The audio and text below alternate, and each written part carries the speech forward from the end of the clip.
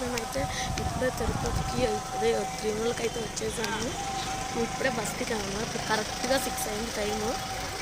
అంటే 4:30కి ట్రైన్ దిగాము. ఆ తర్వాత సుమో దిగాము అనమాట.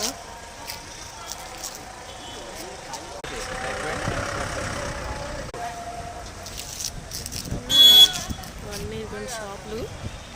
తిరుమల టీటీడీ బస్ అండి. ఇది ఫ్రీ బస్ మనం అంటే దేవుడి దగ్గరికి వెళ్ళాక మనం ఫ్రీగా ఇదవుతాము.